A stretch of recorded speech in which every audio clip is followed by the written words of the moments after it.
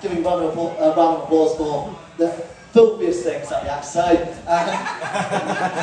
That would be a good thing. So, right. So, for one more time in this section, please stop clapping, stop going wild, stop going crazy.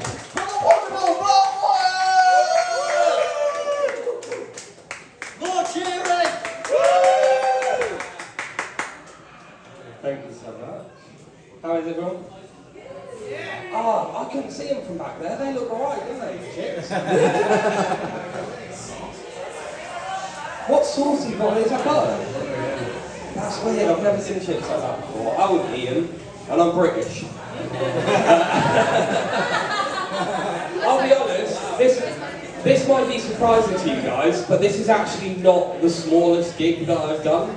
The smallest gig that I've done, there was 2 people in the crowd, which we thought it was going to be when you guys turned up as well.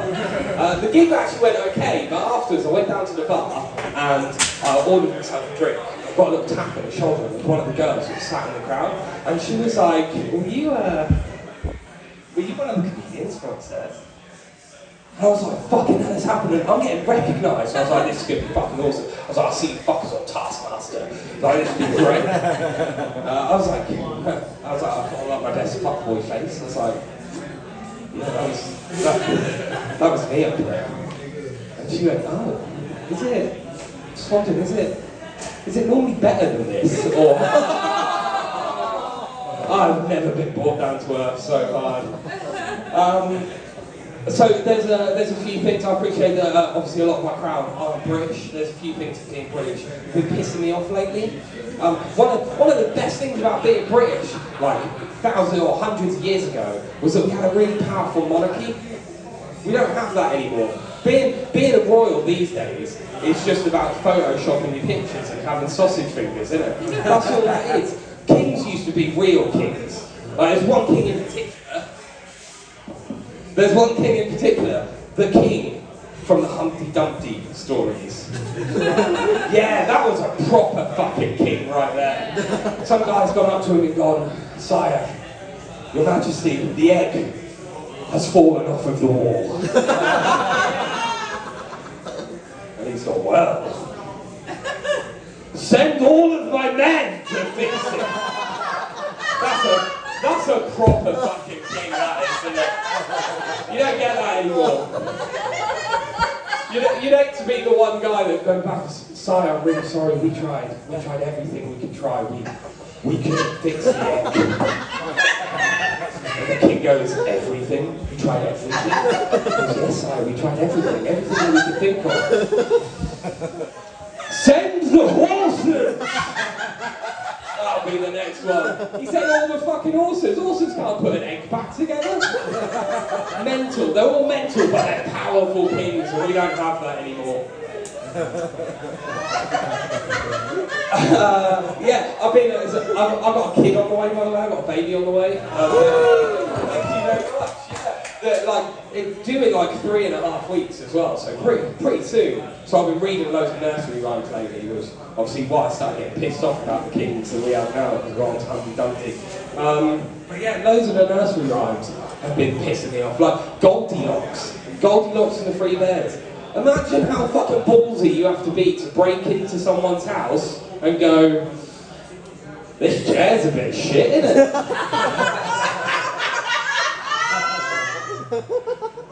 Who the fuck cooked this porridge? You gotta have some serious fucking balls to pull that off as well. Little Red Riding Hood as well. I've got one dream in my life. All I want is when I'm a granddad, when I'm a grandparent, my one dream in life is that my grandkids can differentiate between me and a wolf in a nightgown. She must have been a shit fucking granddaughter. She's turned up and she's gone, alright man, you look weird. It's a wolf. Of course she doesn't look like your fucking nan.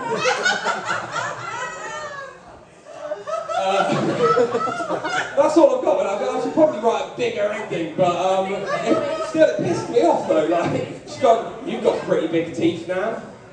Yeah, of course you fucking have. They're canines. I'll tell you a little bit about myself, I just turned 33 years old. I like to tell people that this is my Jesus year.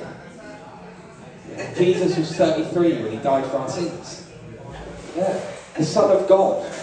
The Son of God, 2,000 years ago, at 33 years old, died for my sins. Yeah, that's why I like to take cocaine and fuck prostitutes. Yeah, I don't want his death to be for nothing. Do you know what I mean? I'm not a monster.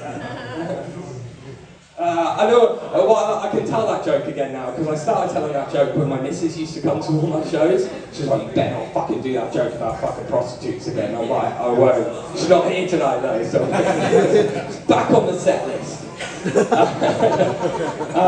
I'm starting to feel old though. I feel it in my knees. Like my knees are getting old, but I'm starting to feel old, and I'm starting to get worried about dying. Yeah, I'm keeping the vibe up. So I'm not scared.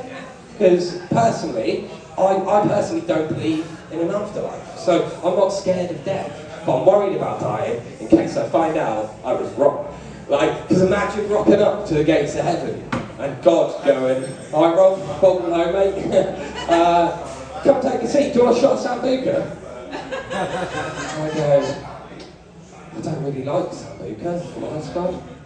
I'll take like a beer or something. He goes, "Oh, be honest, Rob, we only drink Sambuca up here." Oh, okay, well, grab yourself a water, come take a seat, we're about to watch the cricket. Oh, I don't really like cricket, God. I like the F1 though, do you watch that? He goes, "We don't really watch the F1 up here." Yeah, okay. And that's where I'll be for eternity, in awkward silence, having to drink Sambuca or watch cricket. Not looking forward to it at all. That's assuming I go to heaven, which I won't, because of the prostitutes and the cocaine. I do have kids though, I've already got 2 kids. Kids are fucking mental, right? Especially when they're growing up. My little one, my youngest, he's now 7, so he's got out of this stage now, but I've now got to go through this again. But he used to love Peppa Pig, and I fucking hated Peppa Pig. Honestly, there's nothing good about that show. Her whole head just looks like a giant penis. And the only thing that's good about that show is what she would taste like on a butty with some brown sauce. There's genuinely nothing good about Peppa Pig, and it makes me genuinely angry as well. I might take that one out of the set if you want. It's not all doom and gloom though. As I said, I've got a missus and a fiance. We got engaged last year. Yeah, thanks very much. Yeah, so it was her birthday recently, and she was like, I was like, "Babe, I'm shit at buying birthday presents. What do you want for your birthday?" She was like, "I don't know, just get me anything. Get me something from the skin, something from the hair." I thought, "Oh, that'd be easy." I went to Boots, right? I went down the hair aisle. I don't know if you've been down the hair aisle in Boots, but it's basically just a minefield of insults to women's hair. It's just Tresemme for dry hair, herbal essences for greasy hair, Nivea for damaged hair. And I thought, you never see that on the adverts though, do you? You never see L'Oreal, because your hair is shit. So I'm going to leave you with one last joke. It is another joke about my kids. It's actually a true story, this one as well.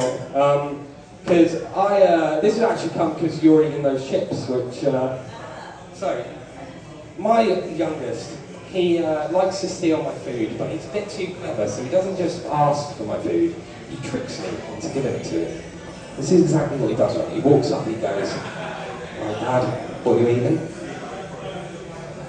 "Oh mate, just some sweet potato fries." He goes, "Oh, I really like sweet potato fries. They're like one of my new favourite foods. I had them at school, I really like them."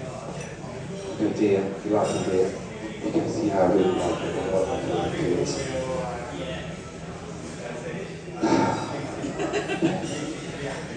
He stares at me.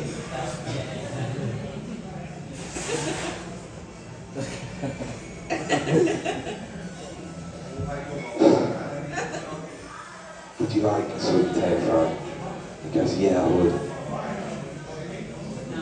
Takes it. Dad, I don't like sweet potato fries, I just decided, but it's good to try new things. That's everything I've got, guys. Thanks very much, you've been great. See you soon.